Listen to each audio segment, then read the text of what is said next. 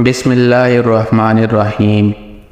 تمام دیکھنے اور سننے والوں کو السلام علیکم۔ ایک دفعہ کا ذکر ہے، شمون نامی مشہور آتش پرست خواجہ حسن بصری کا پڑوسی تھا۔ وہ 70 برس تک آتش پرستی میں مشغول رہا۔ آخری عمر میں وہ بیمار پڑ گیا۔ کئی روز گزر گئے، عمدہ علاج اور تدابیر بھی اسے صحت یاب نہ کر سکی۔ تو ایک روز خواجہ حسن بصری رحمۃ اللہ علیہ اس کی عیادت کو گئے۔ عیادت کے بعد آپ نے اس کو نصیحت کی، تم نے ایک عمر کفر و شرک میں گزاری ہے، اب تم اپنے انجام کو پہنچنے والے ہو تو اسلام لے آؤ، شاید خدا تم پر مہربان ہو جائے۔ شمون نے جواب دیا، خواجہ صاحب، مجھے مسلمانوں کی 3 عادت سخت ناپسند ہیں، ان کی بدولت میں اسلام سے دور رہا ہوں اور اب بھی مجھے اس میں کوئی کشش نہیں محسوس ہوتی۔ خواجہ صاحب نے فرمایا، تو بیان کر وہ کون سی ناپسندیدہ باتیں ہیں جن کی وجہ سے تو اسلام کا منکر ہے۔ اس نے جواب دیا، پہلا یہ کہ مسلمان دنیا کو برا کہتے ہیں اور شب و روز اسی دنیا کے متوالے ہیں۔ دوسرا، موت پر کامل یقین رکھتے ہوئے بھی موت کے لیے کوئی عملی سامان تیار نہیں کرتے۔ تیسرا یہ کہ خدا کے دیدار اور خدا کو حاصل کرنے کے بھی متمنی رہتے ہیں اور ہر وہ کام بھی کرتے ہیں جو خدا کو پسند نہیں۔ اس کے سوال پر خواجہ حسن بصری نے جواب دیا، تمہاری گفتگو بڑی اچھی ہے، اس میں حق شناسی کی دلیلیں ہیں، مگر یہ بتا کہ تو نے صرف ان باتوں کی وجہ سے 70 برس آتش پرستی میں برباد کر دیے، جبکہ ایک مسلمان اور کچھ نہ کرے کم از کم خدا کی وحدانیت پر یقین تو رکھتا ہے اور اس بات سے اس کو خدا کا قرب تو ملے گا۔ تیرا خیال ہے کہ تو نے آتش کو پوجا ہے تو آگے جا کر تو آگ سے محفوظ رہے گا، اور ہم لوگوں نے آتش پرستی نہیں کی تو ہمیں آگ جلا دے گی۔ یہ کہہ کر خواجہ صاحب نے فرمایا، ایک آگ جلائی جائے، میں اور شمون دونوں اپنا ہاتھ آگ میں رکھ دیں گے، دیکھتے ہیں آگ آتش پرست کو جلاتی ہے یا خدا پرست کو۔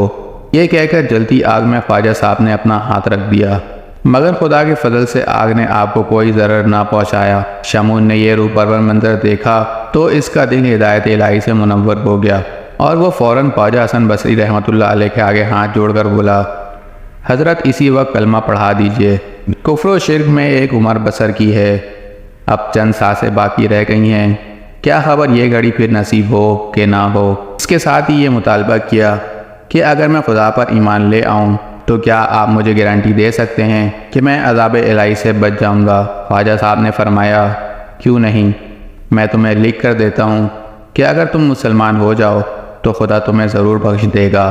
چنانچہ ایک اقرار نامہ تیار کیا گیا جس پر خواجہ حسن بصری اور دیگر عادل حضرات کے دستخط بطور گواہ کے رقم کیے گئے۔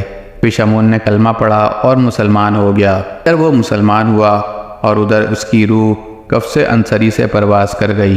خواجہ صاحب نے اس کو غسل دیا، کفن پہنایا اور وہ عہد نامہ اس کے ہاتھ میں دے دیا اور اس کو اپنے ہاتھوں سے قبر میں اتارا۔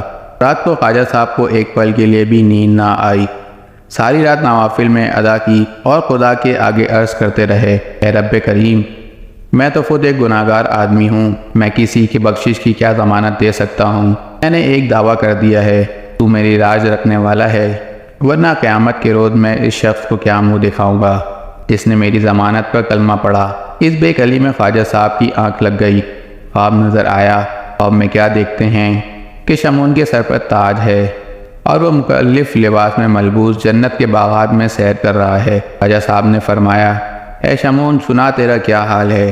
شمون بولا، اے حسن بصری، میں بتانے کے لیے وہ زبان اور الفاظ نہیں رکھتا کہ خدا نے مجھ پر کیا کیا مہربانیاں کی ہیں، مجھے میرے گناہوں کی معافی دی، مجھے بہشت کے معلات میں اتارا، مجھے اپنا دیدار کرایا اور وہ انعامات دیے کہ بس میں کچھ بھی بیان کرنے کی قدرت نہیں رکھتا۔ پھر اس نے وہ عہد نامہ حضرت حسن بصری رحمۃ اللہ علیہ کو واپس کر دیا اور کہا، اب آپ پر میری کوئی ذمہ داری نہیں، آپ ہر ضمانت سے بری ہیں۔ جب خواجہ حسن بصری رحمۃ اللہ علیہ کی آنکھ کھلی تو وہ حیران رہ گئے کہ وہ اقرار نامہ آپ کے ہاتھ میں تھا جو آپ شمون کو دے کر قبر میں اتار آئے تھے۔